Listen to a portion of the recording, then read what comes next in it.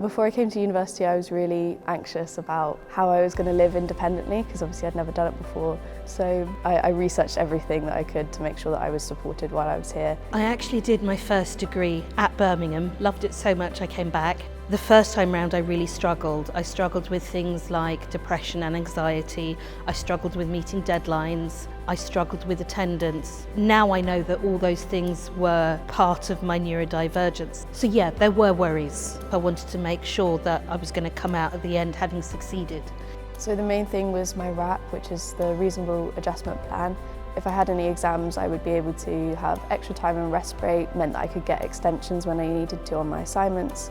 And it just made sure that all of my lecturers were aware of any difficulties that I might have, and that I might need a bit of extra support sometimes or a bit of time out. My course is an MSc in Philosophy, Mental Health and Psychology. I am not a STEM student. So something I really struggled with was academic writing, but within a scientific context. I have no idea. I got help with academic writing. I got a reasonable adjustment plan, which kind of set in stone things like I could receive an extension. I didn't have to prove this or prove that. It was written down that I have a need and that I can get an extension, and the relief that that gave me was just absolutely fabulous. Also, they arranged for me to have a parking permit. Still have to pay, obviously, but I can park on campus. And the relief that gave me was massive.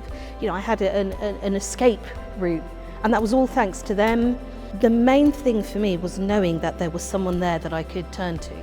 So through DSA, I had a learning skills mentor, and we would meet every week to go over my assignments and how I could answer the questions better, and also went through some learning techniques to help me read better so that I could keep up with the rest of the class and prepare for my lectures.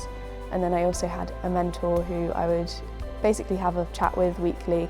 We would talk on the phone for half an hour about how my week was and go over anything that was concerning me or anything that I was unsure about, and it was basically like having a friend who I could chat with. Coming here as a new student, reach out to the Disability Advice Service as soon as you can. Share all your information with them. Be as open and honest as you can be. There is absolutely nothing to be ashamed of. The more information you give, the more they're going to be able to help you. Don't hold anything back. I was met with nothing but kindness, support and patience. So do your research, speak to the lovely people at Disability Advice, and you're golden.